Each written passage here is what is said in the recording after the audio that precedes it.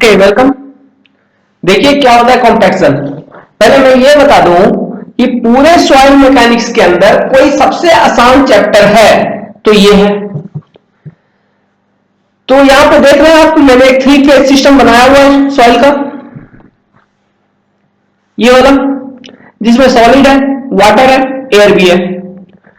अब मैंने बताया था कि volume of air plus volume of water, ये मान लीजिए वॉल्यूम ऑफ एयर है, इसे 1 लिख रहा हूं, अभी क्यों लिख रहा हूं देखेंगे। ये volume of air 1 plus volume of water, ये वॉल्यूम ऑफ वाइड होगा, ये 1 ले लीजिए। ये वॉल्यूम ऑफ वाटर 1 ले लीजिए। अब वॉल्यूम ऑफ सॉइल और वेट ऑफ सॉइल तो कांस्टेंट होती है, चाहे कुछ भी हो जाए, ठीक है। अब मैं एक जनरल आइडिया दे रहा हूं कॉम्पैक्शन के बारे में, पढ़ेंगे डिटेल में, एक जनरल आइडिया देख लेते हैं। इस पर आपने एक लोड लगाया, ठीक है, इंपैक्ट लोडिंग किया, इंपैक्ट लोडिंग लगाया। इंपैक्ट लोडिंग का मतलब क्या हुआ, आप ये मान लो कोई चीज है, कोई सरफेस है, इस पर हथौड़ा मार रहे हो, फिर ऊपर ले रहे हो, फिर हथौड़ा मार रहे हो बार बार। लैबोरेटरी में कभी एक्सपेरिमेंट किए थे जिसमें रैमर को आप कोई एक फ्री हाइट ऑफ फॉल से ड्रॉप करते थे, फिर ऊपर लेते थे, फिर ड्रॉप करते थे, ठीक है। तो उसी तरह का कुछ लोडिंग होता है तो इंपैक्ट लोडिंग कहते हैं। इंपैक्ट लोडिंग देंगे इसके ऊपर, इस सॉइल के ऊपर लगाया। अब क्या होगा कि कुछ समय बाद आपको नजर आएगी कि ये जो लेवल थी एयर वॉइड की, ठीक है, ये ओरिजिनल लेवल थी एयर वॉइड की। अब ये तो volume of soil,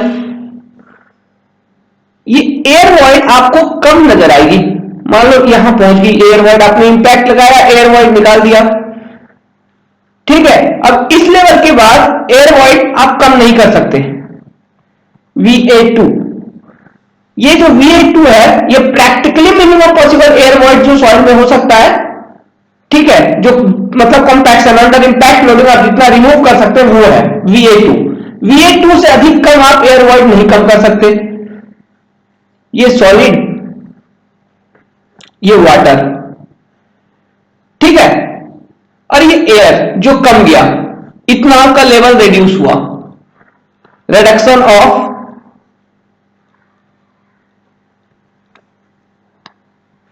air void, इतना एयर वॉइड आपने कम कर लिया। अब ये जो सेकेंड स्टेट मिला आपको, यहां पर ये देखो कि वॉल्यूम टोटल कम हो गया क्या, मतलब ये अगर V1 था, वॉल्यूम ऑफ सॉइल 1 था, ये हो गया वॉल्यूम ऑफ सॉइल 2। तो रिलेशन में यहां लिख सकता हूं, देखिए ऐसे कि V soil 1 is lesser than या ग्रेटर देन V2, लेकिन VV1 V greater than VV2। क्यों? क्योंकि जो VA2 है वो कम है VA1 से, वॉल्यूम ऑफ एयर 1 से, तो आपको वॉल्यूम ऑफ वॉइड भी कम मिलेगा। तो आज तक हमने जितने भी चीज देखे हैं, मतलब मेरे वीडियो वाले सब में मैंने हर बार बताया है कि अगर वॉल्यूम ऑफ वॉइड कम हो रहा है तो सॉइल डेंसेस्ट पैकिंग में जाएगा, मतलब वॉइड रेशियो कम होगा ना, ई कम होगा, तो सॉइल अधिक डेंस होना शुरू हो जाएगा। अब डेंस कैसे होगा, आप लोड लगाया, तो ये मान लीजिए एक सॉलिड का ग्रेन था, ये भी एक सॉलिड का ग्रेन है, आप लोड लगाओगे, ये दोनों एक दूसरे के कांटेक्ट में आएंगे, क्लोजर आएंगे, तो ये वाला गैप खत्म होगा। एयर वॉइड जो होंगे ऐसे थोड़े होंगे, वो तो मिले होंगे ना सॉलिड के साथ, तो ये गैप कम हो रहा है, मतलब सॉलिड एक दूसरे से अधिक ज्यादा नजदीक आ जाएंगे, तो डेंसेस्ट पैकिंग आपको मिलेगा। डेंसेस्ट पैकिंग मिलेगा मतलब डेंसिटी उसका घनत्व ज्यादा हो जाएगा क्या। अभी देखो घनत्व क्या होता है, वेट, डेंसिटी क्या होता है, वेट पर यूनिट वॉल्यूम। अब वॉल्यूम कम हो रही है तो ये ओवरऑल क्वांटिटी अधिक हो जाएगी ना, डेंसिटी गामा जिसे आप कहते हो, ये अधिक हो जाएगी। सो मैं कॉम्पैक्शन क्या कहूंगा, कॉम्पैक्शन इज द प्रोसेस, आप ही लिख लो, ऐसे लिख सकता हूं क्या, compaction is the process by which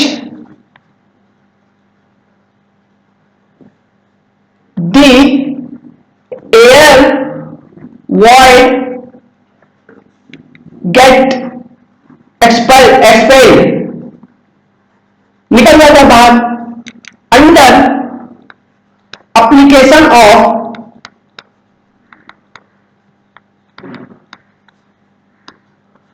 किस तरह का लोडिंग बताया? Impact loading. इंपैक्ट लोडिंग, ठीक है। As a result of which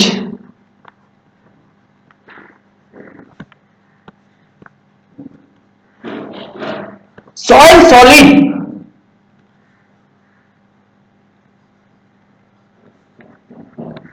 come together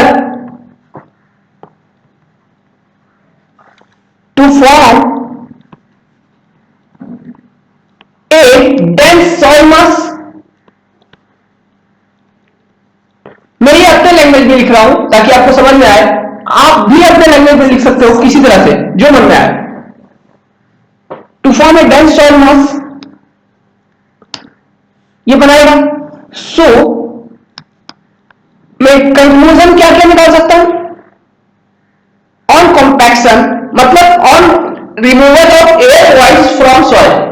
ठीक है, अभी सिर्फ एयर निकालेंगे, पानी भी निकलता है लेकिन वो उसका प्रोसेस अलग है।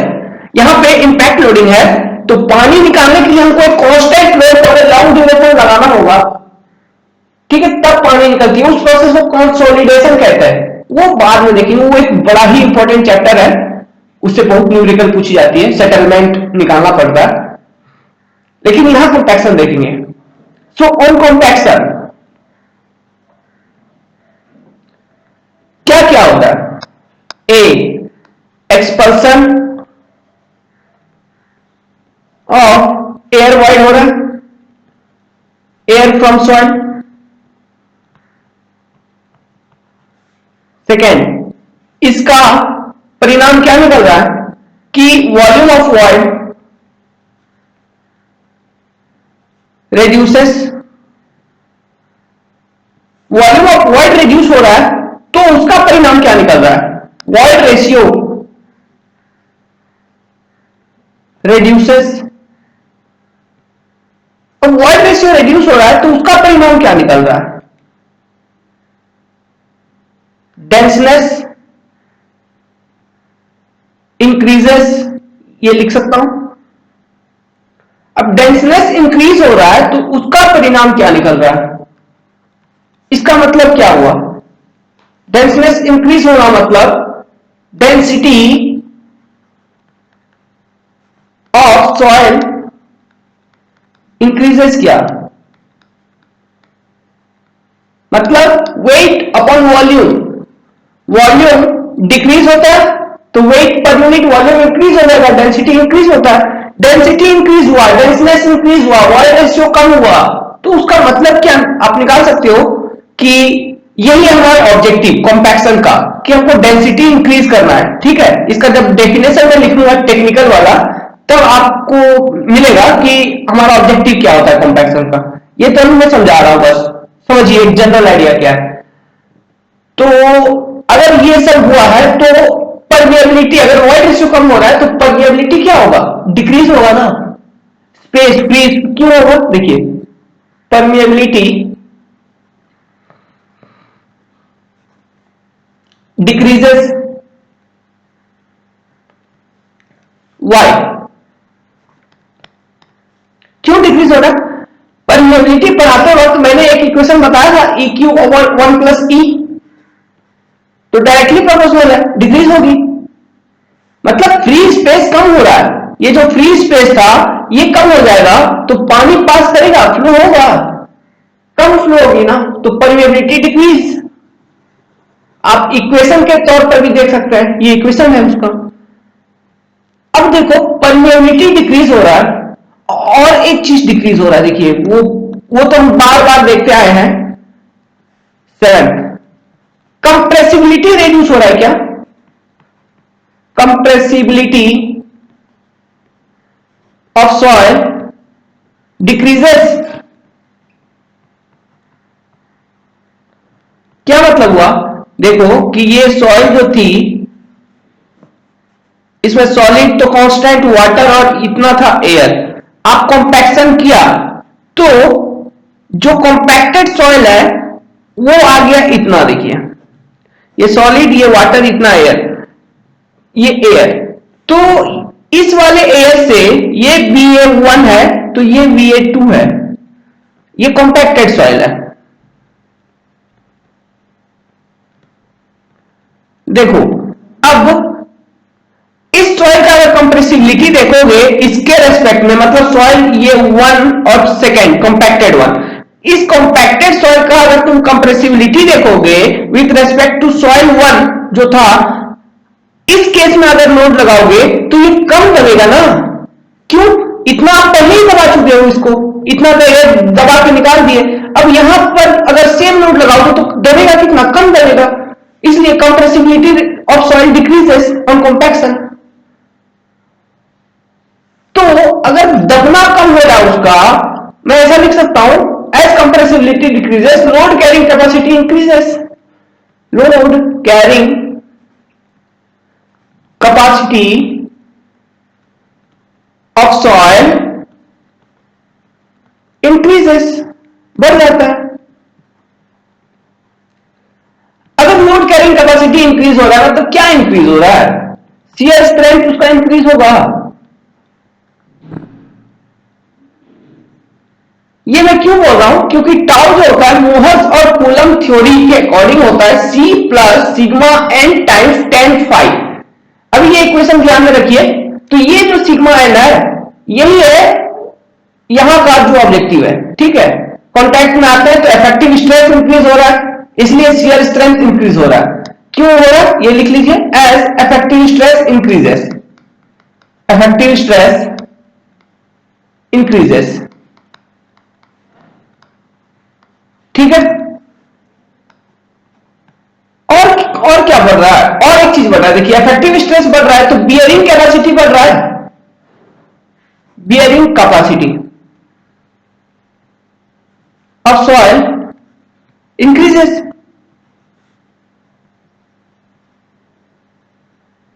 तो कॉम्पैक्शन का देखिए इतना सारा यूज है, तो अच्छा है ना कॉम्पैक्शन करना, अच्छा है, कॉम्पैक्शन ऑफ सॉइल अच्छा है। अब देख रहे होंगे, देखो पेवमेंट जब बनता होगा ना कहीं पर भी, पेवमेंट अगर बन रहा है, आप रेलवे का जब ट्रैक बनती है उस समय आप देखिए, मान लीजिए मट्टी लाके डाल दिया यहां पर, ठीक है, ये है लूज सॉइल। चलो मैं नेक्स्ट पेज में दिखाता हूं, ये देखिए ये है लूज सॉइल, ठीक है, लूज सॉइल ऑफ फॉर्मेशन, वो जो इंबैंकमेंट होता है उसे फॉर्मेशन कहते हैं, लूज सॉइल ऑफ इंबैंकमेंट लिख दीजिए, इंबैंकमेंट।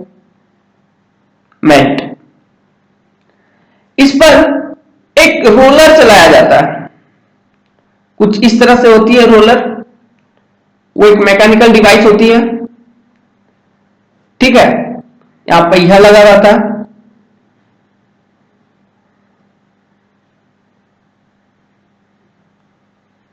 यहां ड्राइवर बैठा होता है, ये वाहन को चलाता है, ये रोलर चलती है इस पर, और ये जो लूज फॉर्मेशन सॉइल थी, ठीक है, इसे वो दबाती है, दबा के क्या निकालेगी? एयर वॉइड को निकालती है, एयर वॉइड को निकालती है, एक्सपल्सन लिख लीजिए, एक्सपल्सन ऑफ एयर वॉइड। तो इसका नतीजा क्या निकलता था कि ये जो सॉलिड का ग्रेन होता था उसमें मान लीजिए इतना का फ्री स्पेस था, ये सॉलिड का ग्रेन है, इतना का फ्री स्पेस था, तब अब कंपैक्ट कर दिया तो क्या नतीजा निकला कि ये जो अब सॉलिड का ग्रेन है उस पर कम फ्री स्पेस है, लेकिन फ्री स्पेस है, ठीक है, ये निकला नतीजा ऑन कॉम्पैक्शन। सो इसका नतीजा ये था कि परमिएबिलिटी कम हो रहा है, वॉइड रेशियो कम हो रहा है, बियरिंग स्ट्रेंथ बढ़ रहा है, कंप्रेसिबिलिटी कम हो रहा है, तो बहुत सारे चीज हमने अभी देखे।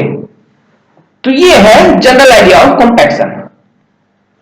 ठीक है, अब इसका टेक्निकली क्या है डेफिनेशन उसे लिख लेते हैं। लेकिन मैंने आपको पहले बताया कि पूरे कॉम्पैक्शन प्रोसेस का मेन ऑब्जेक्टिव क्या है। मेन ऑब्जेक्टिव जो है वो है increasing unit weight of soil.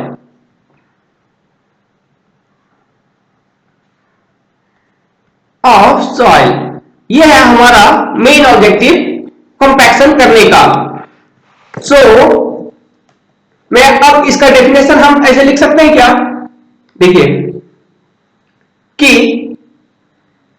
Compaction of the soil is process of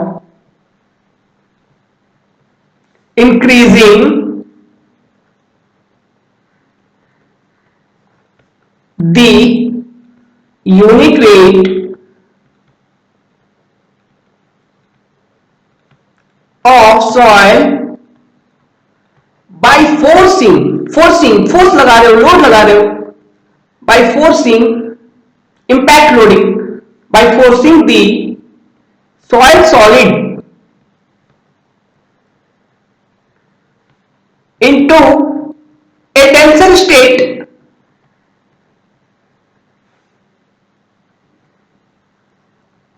और क्या कम हो रहा है and reducing the air void. सही है, सही है। ऐसे हम लिख सकते हैं क्या कि इट इज द प्रोसेस, ये सब डेफिनेशन है, इन विच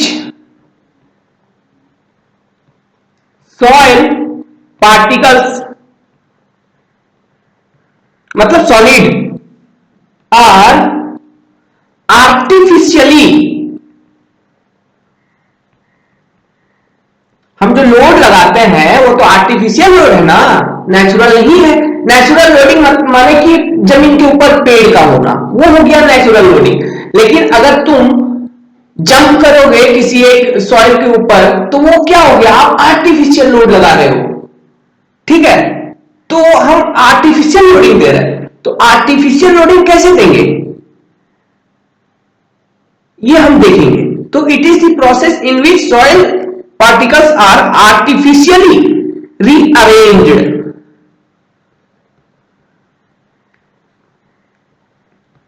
एंड क्या पैक्ड टुगेदर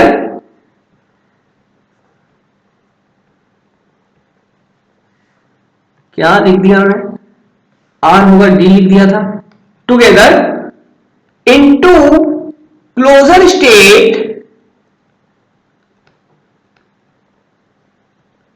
ऑफ क्या contact with the help of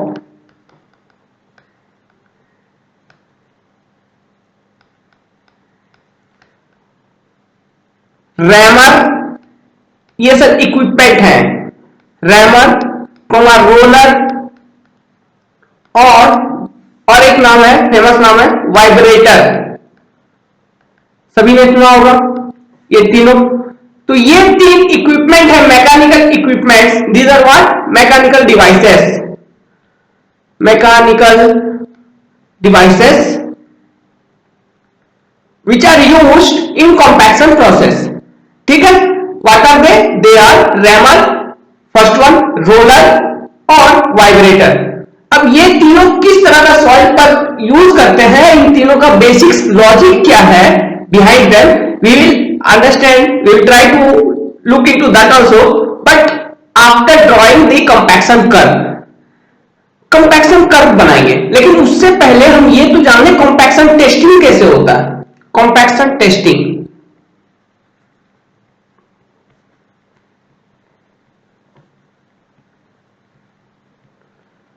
तो मैंने आपको बता दिया है कि कंपैक्शन को हम नापते कैसे हैं, नहीं बताया, तो ये देखिए हम कैसे नापते हैं उसको, in terms of dry unit weight of soil, ठीक है।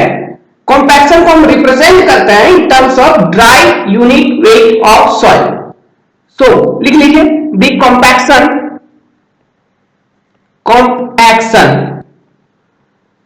ऑफ सॉइल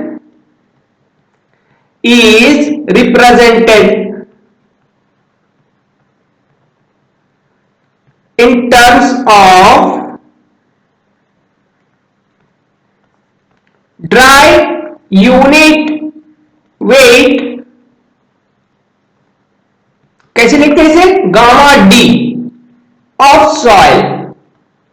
निकालोगे कैसे, ये मान लो गामा बल्क है, क्या होता है G time gamma W plus G S E gamma W, sorry यहां जी नहीं होगा, डिवाइडेड ओवर 1 प्लस ई, ऐसे लिखते हैं गामा डब्ल्यू, तो ये गामा डब्ल्यू कॉमन निकाल लिए, G plus S E over 1 plus E, इस तरह से गामा डब्ल्यू गामा बल्क लिखते हैं।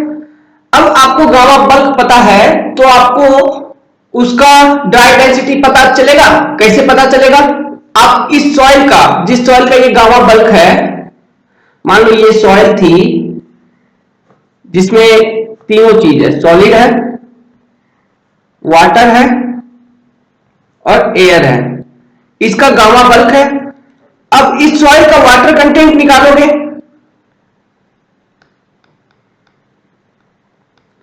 कैसे, ओवन ड्राई करोगे, ओवन ड्राई मेथड लगाओगे, वाटर कंटेंट निकालोगे।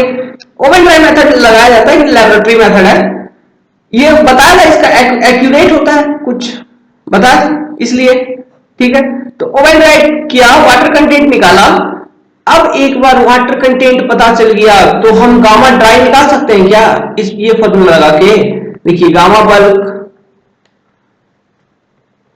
ओवर 1 प्लस ई 1 प्लस वाटर कंटेंट, ये फॉर्मूला लगा के हम गामा ड्राई निकाल सकते हैं, बराबर क्या होगा, G gamma W over 1 plus E, ठीक है। So compaction of soil is represented in terms of gamma dry, dry density of soil, ठीक है। हमारा ऑब्जेक्टिव ही है कि हमको सॉइल का डेंसिटी बढ़ाना है। अच्छा और एक चीज देखिए, फाइन ग्रेन सॉइल में, इन फाइन ग्रेन सॉइल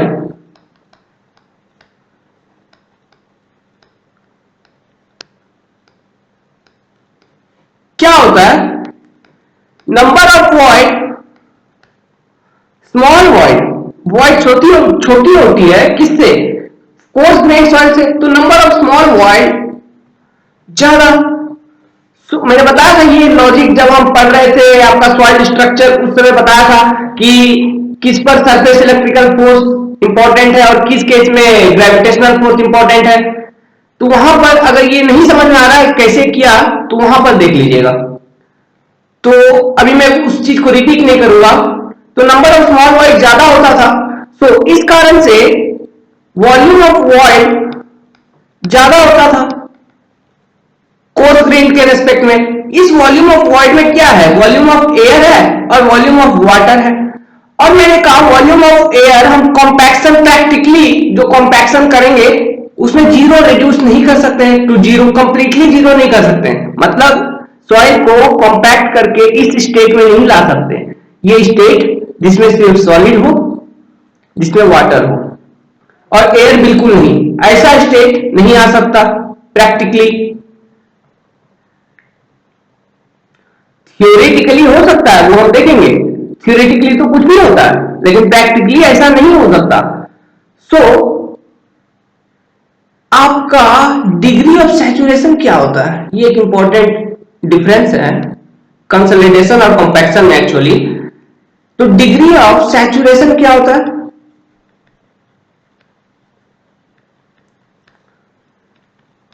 ऐसे लिखते थे क्या हम, volume of water over volume of void, यानी कि S बराबर volume of water over volume of air plus volume of water. तो वॉल्यूम ऑफ वाटर को आप जीरो कभी नहीं कर सकते, तो डिग्री ऑफ सैचुरेशन क्या 100% के बराबर होगा कभी कॉम्पैक्शन प्रोसेस में, नहीं होगा। सो हम लेकिन थ्योरेटिकली हो सकता है, ठीक है। तो इसलिए degree of saturation in the compaction process always the relation goes like less than 100%, okay, in process of compaction.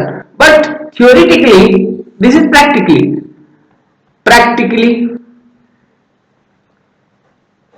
but theoretically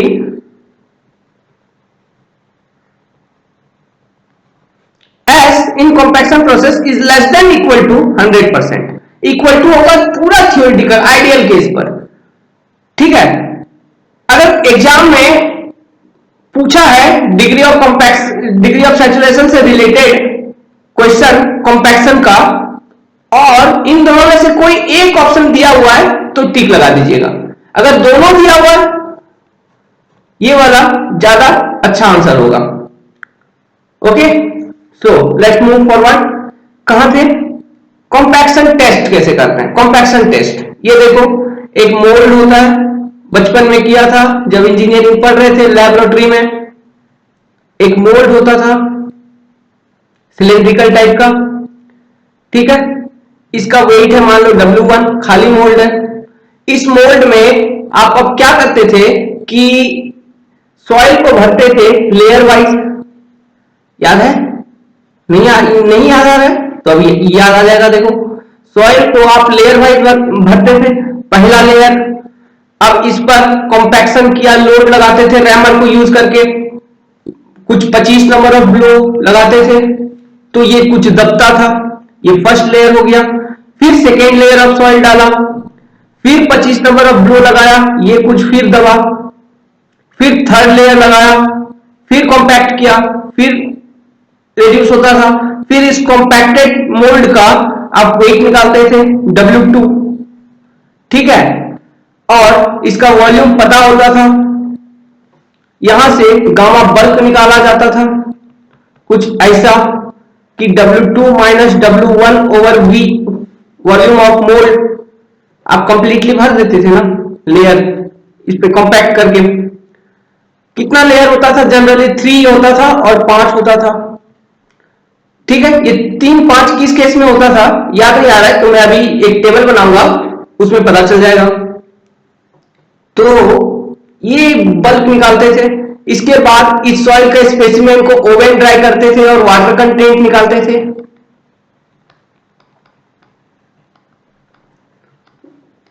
उसके बाद हम क्या करते थे?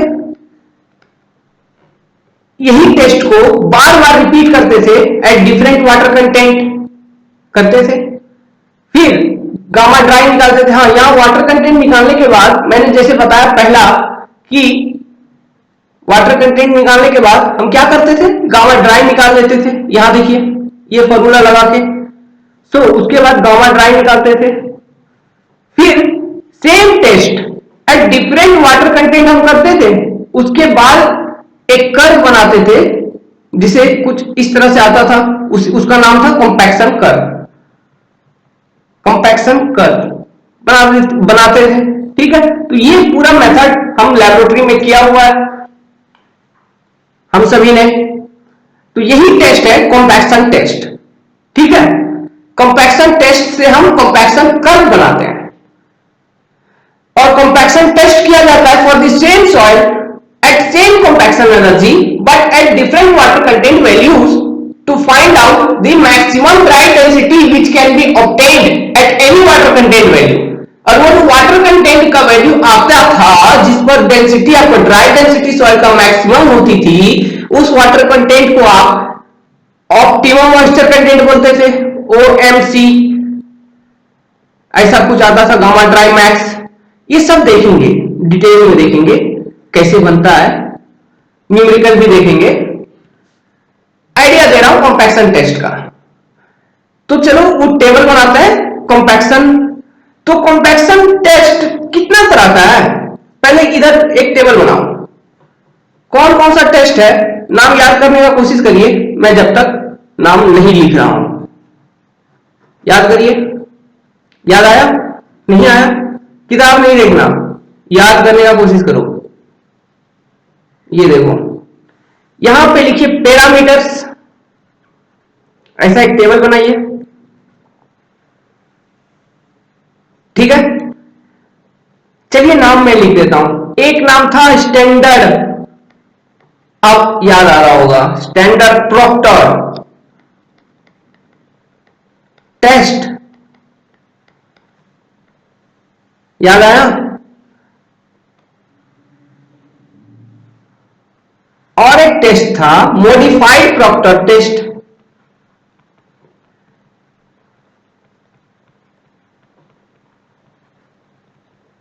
था कुछ ऐसा, नाम दो। अब देखो ये स्टैंडर्ड और मॉडिफाइड प्रॉक्टर टेस्ट तो इंडियन स्टैंडर्ड नहीं है, तो इंडियन स्टैंडर्ड इंडिया वालों ने भी एक कॉम्पैक्शन टेस्ट निकाला है और उसका भी कुछ वैल्यूज दिया हुआ है आईएस कोड ने। तो स्टैंडर्ड प्रॉक्टर टेस्ट से मिलता जुलता आईएस कोड ने बताया कि Indian standard light test, light IS light compaction test, IS light compaction modified Proctor test के corresponding Indian standard heavy compaction test, heavy compaction test. Okay, so अब ये जो मैंने पैरामीटर्स लिखवाया है, इस पैरामीटर्स में कौन कौन सा पैरामीटर है, क्या क्या पैरामीटर है जो हमको देखेंगे। सबसे पहले कि वॉल्यूम ऑफ मोल्ड कितना लिया जाता था, वॉल्यूम ऑफ मोल्ड मतलब स्टैंडर्ड प्रॉक्टर टेस्ट में जो मोल्ड यूज करते हैं, ये वाला मोल्ड जिसके अंदर सॉइल डाल के कॉम्पैक्ट किया, उसका वॉल्यूम कितना है। सेकेंड, नंबर ऑफ लेयर, मतलब कितना लेयर में आपने कॉम्पैक्शन किया। थर्ड पैरामीटर जो हम देखेंगे वो देखेंगे कि नंबर ऑफ ब्लोज कितना आपने लगाया रैमर का।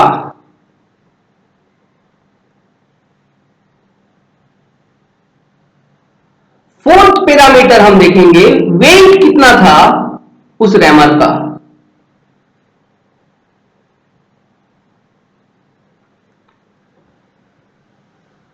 उसके बाद height of fall of rammer, ठीक है, ये पैरामीटर्स हमको देखने हैं। और एक है कॉम्पैक्शन एनर्जी, जो कि यहां जगह नहीं हो रहा है, सो हम उसे डिराइव करेंगे इससे, ठीक है। इस टेबल से हम कॉम्पैक्शन एनर्जी निकालने का कोशिश करेंगे। तो देखो कि स्टैंडर्ड प्रॉक्टर टेस्ट का मैं डेटा लिखता हूं, लिखना क्या है सभी को याद होगा, नहीं है कोई बात नहीं, मैं लिख दूंगा, याद हो जाएगा। Volume of mould 945 ml, Indian standard है तो उसे राउंड फिगर बना दिया 1000 ml, यहां भी आईएस हैवी में 1000 ml और मॉडिफाइड प्रॉक्टर में भी 945 ml, आसान है। नंबर ऑफ लेयर, ये आईएस लाइट है तो 3, इसमें भी 3, इसमें 5, इसमें 5। नंबर ऑफ ब्लोज सब में कांस्टेंट 25 25 25 25। वेट ऑफ रैमर, ठीक है, इसमें देखिए 2.44 kg होता है, ये याद रखिएगा। ये आईएस है तो राउंड बना दिया हुआ, राउंड फिगर कर दिया हुआ, कितना 2.6 कर दिया इसे। इसका देखिए ये 4 लगभग 54 kg इन्होंने किया। आईएस है, बहुत चालाक है इंडियन वाले, इन्होंने राउंड फिगर कर दिया ताकि याद रहे, 4.9 kg। अब देखो हाइट ऑफ वॉल इनका होता है लगभग 305 mm। अब फिर आईएस चालाक है, इन्होंने राउंड कर दिया 310 mm। अब देखिए इनका होता है मॉडिफाइड में 457.4 mm लगभग free height of wall, is चालाक 450 mm।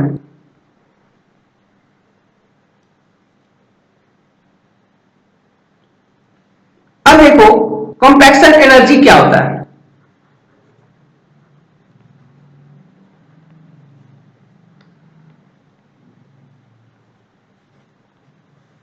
एक का निकालूंगा, बाकी सबका आप निकाल लीजिएगा खुद।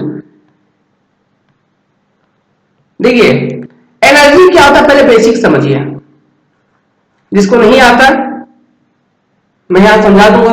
Energy equal to work done होता है क्या? ये क्या होता है वर्क डन? मान लो यहां कोई ऑब्जेक्ट थी, ये एक सरफेस है, इसका इस ऑब्जेक्ट का वेट है W, ठीक है। अब यहां फ्रिक्शन एक्ट कर रही होगी, तो आप इधर से आप पुश कर रहे हो इस ऑब्जेक्ट को, एक फोर्स लगाया, ठीक है, तो ये ऑब्जेक्ट मूव स्टार्ट हो गई, मूवमेंट इसमें शुरू हो जाएगी, ये मूव होते होते यहां आ गई, ओके।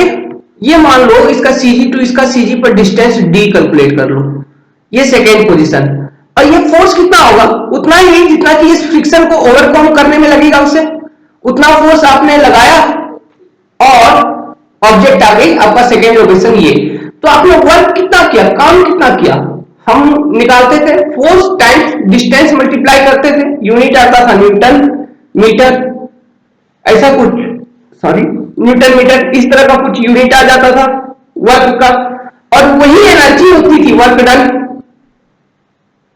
सो कॉम्पैक्शन एनर्जी जो हम मेजर करेंगे ना, हम मेजर करेंगे एनर्जी पर यूनिट वॉल्यूम, ठीक है। तो ये कैसे निकालोगे? इस टेबल में देखो, वॉल्यूम तो हमको डिनोमिनेटर में लिखना है। अब क्या करो ना, ये सारे को एक साथ मल्टीप्लाई कर दो और डिनोमिनेटर से डिवाइड कर दो।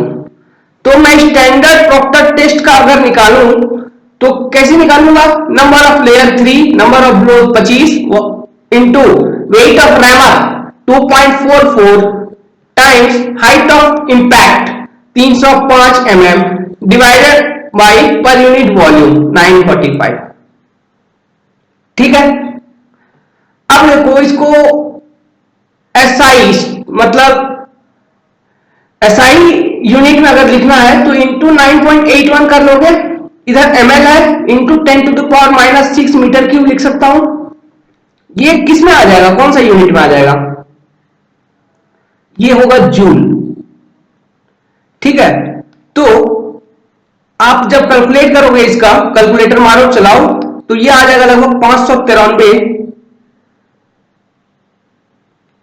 नहीं ये कितना आ रहा है, कैलकुलेट किया क्या आपने? रुकिए, हाँ, तो ये आ गया लगभग 595 kilo joule per metre cube निकल जाएगा। इसी तरह से आप सभी का कॉम्पैक्शन निकाल लो। ये किसका है? ये है स्टैंडर्ड प्रॉक्टर टेस्ट का, ठीक है। इसी तरह से हर एक का कॉम्पैक्शन एनर्जी निकाल लीजिए। मैं एक डेटा दे देता हूं IS लाइट कॉम्पैक्शन का। IS लाइट का आपको मिलेगा लगभग 593, आप चेक कर लेना निकाल के। और मॉडिफाइड का आपको मिल जाएगा 2694, और IS हेवी का आपको मिल जाएगा 2703। ये सबका unit kilo joule per metre cube, आप निकाल लेना, सेम मेथड, ओके।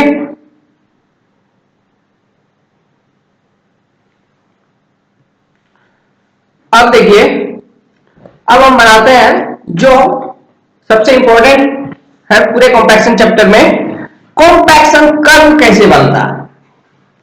अब देखते हैं कि कॉम्पैक्शन कर्व कैसे बनता है और दिखता कैसा है कॉम्पैक्शन कर्व। कभी कभी तो एग्जाम में पूछ देता है ये कर्व किस चीज का है, ये बनता कैसा है। देखिए, सबसे पहला आप करोगे कॉम्पैक्शन टेस्ट,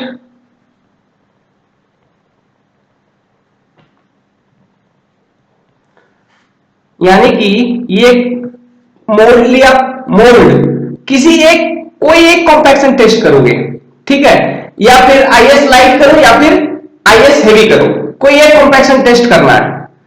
इस मोल्ड में एयर है, वाटर है और सॉलिड है।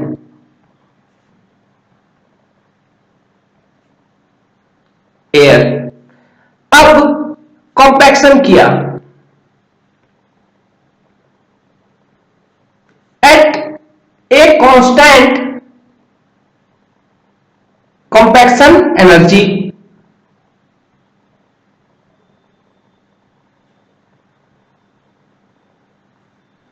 ठीक है, किया तो इसमें कुछ ना कुछ रिडक्शन होगी वॉल्यूम के अंदर, ठीक है, क्यों, एयर वॉइड कम हो जाएगी। ये मान लो ये बच गया आपके पास अब सॉलिड वाटर एयर,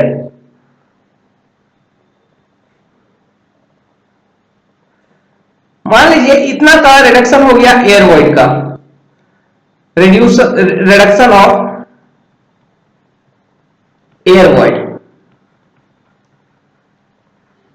अब क्या कि इस सॉइल का गामा बल्क निकालिए, कॉम्पैक्टेड सॉइल का, इसका ओवन ड्राई करिए और वाटर कंटेंट निकालिए, यहां से गामा ड्राई निकालिए, ये मान लीजिए गामा ड्राई वन है, ये वाटर कंटेंट वन है। गामा ड्राई कैसे निकालेंगे, gamma bulk over one plus water content, ठीक है। ये आपको मिला पहला रीडिंग, फर्स्ट रीडिंग। सिमिलरली आप सेकेंड रीडिंग लो, मतलब same soil for same soil at same compaction energy, compaction energy आपका कांस्टेंट है, वही टेस्ट करोगे eight different water content value WC2, इसके करस्पॉन्डिंग मिल गया ड्राई डेंसिटी गामा D2, फिर करो WC3, इसके करस्पॉन्डिंग मिल गया गामा D3। इस तरह से आप एक्सपेरिमेंट करते रहना, फिर एक्सपेरिमेंट को प्लॉट करना है ग्राफिकल फॉर्म में, तो एक y एक्सिस बनाओगे, एक x एक्सिस बनाओगे, इधर मेंशन करना है ड्राई यूनिट वेट, इधर लिखना है वाटर कंटेंट। तो जो कर्व मिलेगा कुछ उल्टा सी मतलब ऐसा, इस तरह का एक कर्व आपको मिलेगी, ठीक है। मतलब ये वाटर कंटेंट ऐसा कुछ। सो इस कर्व को यूज करके हम ये निकालेंगे कि कौन सा वाटर कंटेंट वैल्यू है जिस पर मैक्सिमम ड्राई डेंसिटी मिल रही हो। मान लो कि जैसे आपको यहां दिख रहा है ये वाली वाटर कंटेंट की जो वैल्यू है, यहां ये वाटर कंटेंट, इसके करस्पॉन्डिंग आपको ड्राई डेंसिटी मैक्सिमम मिलेगी, और ये वाटर कंटेंट को हम कहते हैं ऑप्टिमम मॉइस्चर कंटेंट। सो OMC वो वाटर कंटेंट है, हम डायरेक्टली OMC नहीं निकालते हैं, हम निकालते हैं इस कर्व से OMC को इंटरपोलेट करते हैं। जैसे कि लिक्विड लिमिट वाला कर्व जो था फ्लो कर्व, उससे हम corresponding to 25 number of flow water content जो होती थी हम इंटरपोलेट करते थे, ठीक है, और निकालते थे लिक्विड लिमिट। उसी तरह से हम वाटर कंटेंट और गामा ड्राई निकालते जाएंगे, रीडिंग लेते जाएंगे एट कांस्टेंट कॉम्पैक्शन एनर्जी, ठीक है, रीडिंग ले लिया, और एक इस तरह का कर्व बनेगी, और इस कर्व से हमको इंटरपोलेट करना है कि गामा ड्राई मैक्सिमम के करस्पॉन्डिंग वाटर कंटेंट कितना है। तो वो जो वाटर कंटेंट मिलेगी आपको, उसका नाम होता है OMC, ऑप्टिमम मॉइस्चर कंटेंट, ठीक है, at constant compaction energy for same soil eight different water content values. ये कर्व जो मिला eight different water content values, okay.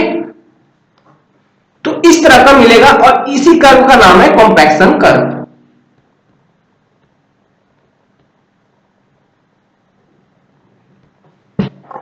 सो क्या हम ऐसा लिख सकते हैं,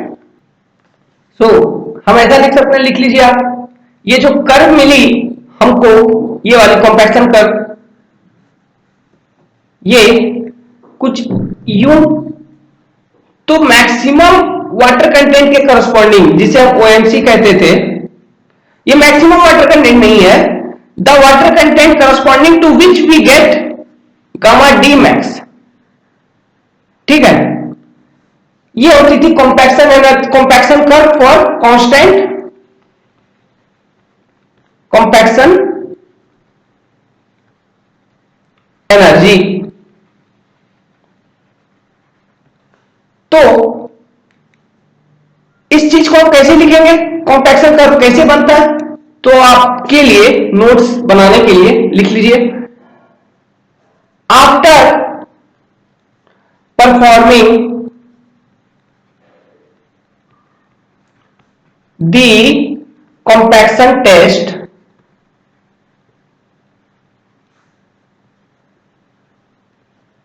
ऑन सॉइल सैंपल, क्या करते थे, sample is further collected to find its क्या वाटर कंटेंट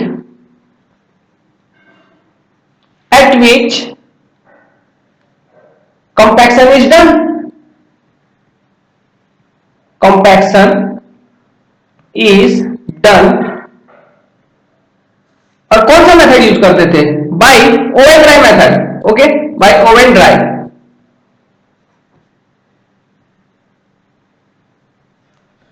अब इस वाटर कंटेंट को निकालने का ऑब्जेक्टिव क्या था, ड्राई यूनिट वेट निकालना। ठीक है, so which is further used to find out dry unit weight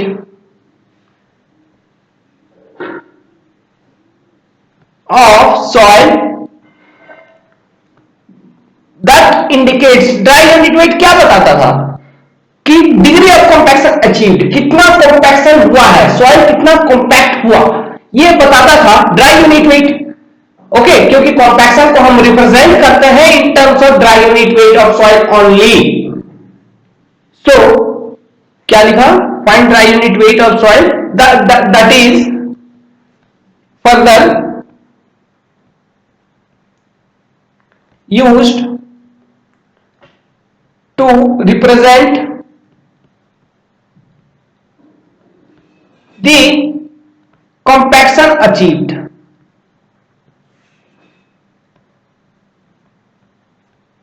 अब सॉइल अचीव्ड लिख लीजिए, during the test at a constant compaction energy, ये नहीं भूलना है, constant compaction energy.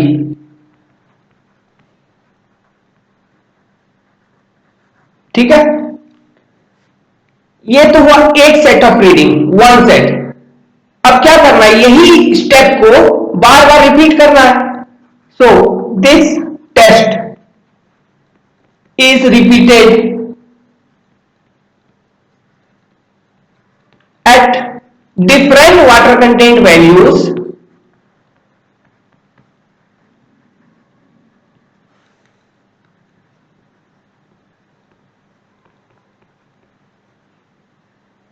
and dry unit weight of soil is obtained, is recorded at, फिर से लिख रहा हूं, सेम कॉम्पैक्टिव एफर्ट और constant compaction energy.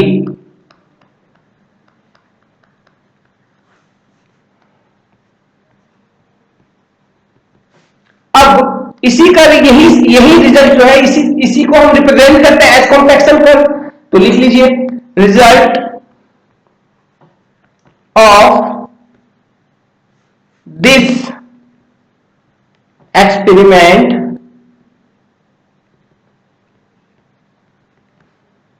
is represented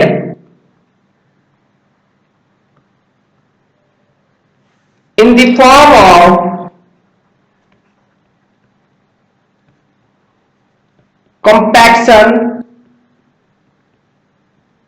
curve in which y coordinate axis के अलावा क्या था, dry unit wait, and x coordinate axis के अलावा क्या था, water content values, in which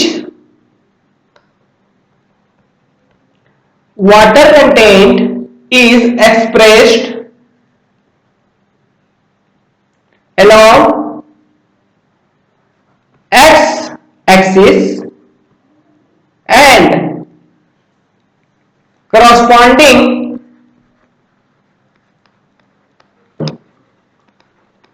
gamma dry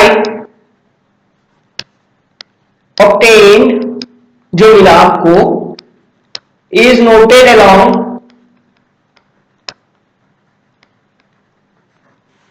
क्या, y axis। ठीक है, अब वो जो कॉम्पैक्शन कर्व मिला उससे हम क्या निकालते थे, OMC निकालते थे और गामा ड्राइव मैक्स निकालते थे। लिख लीजिए, the compaction curve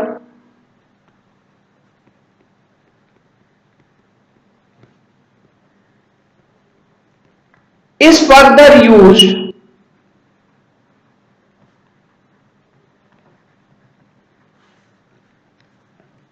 find the water content at which maximum dry unit weight for given compaction energy constant effort is obtained।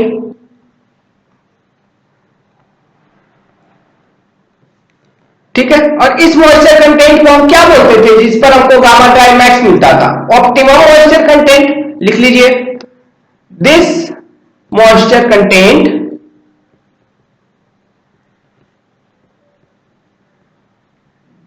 is called as, बड़े बड़े में लिखिए, very important thing, optimum moisture content of soil. ठीक, तो ये था पूरा compaction का मेथड। ठीक है, अब देखेंगे हम जो होती है zero air void line, 100% saturation line, ये सब थ्योरेटिकली है और कैसे है ये देखेंगे, लाइन ऑफ ऑप्टिमस, ठीक है, और फैक्टर अफेक्टिंग कॉम्पैक्शन, इन सब चीजों पर अब देखेंगे। कॉम्पैक्शन ऑफ सैंड कुछ अलग होता है, उस पर वो भी देखेंगे। सो हल्का सा मैं बता देता हूं, देखिए इसे हम इसके नेक्स्ट वाले वीडियो में देखेंगे क्योंकि अभी उतना समय नहीं है, 1 घंटा का लिमिट है मेरे पास। सो देखिए क्या होती है कि ये जो आपके पास कॉम्पैक्शन कर्व था ना,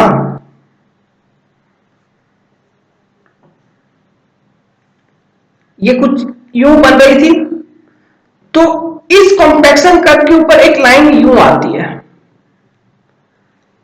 ठीक है, इस लाइन को हम कहते हैं, ये थ्योरेटिकली आती है zero air void line, ZAVD, या फिर 100% सैचुरेशन लाइन। ठीक है,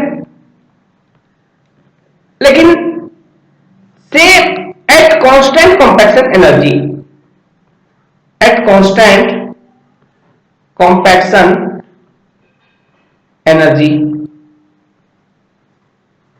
अब देखो ये मान लो OMC है, ठीक है, OMC है। अब OMC पर देखो, इसको थोड़ा प्रोसीड करोगे यहां पर आपको एक गामा ड्राई मिल रहा है, मैक्स मिल रहा है, और इसके जस्ट ऊपर भी एक गामा ड्राई मिल रहा है क्या? तो ये जो गामा ड्राई है ना, ये है प्रैक्टिकली पॉसिबल।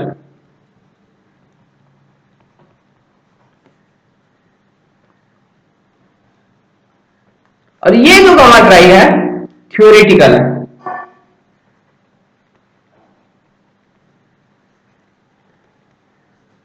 ठीक है, ये लाइन कैसे आती है, कैसे मिलती है हमको, हम देखेंगे इसके नेक्स्ट वाले वीडियो में। So for now thank you for watching, we will continue from this page only.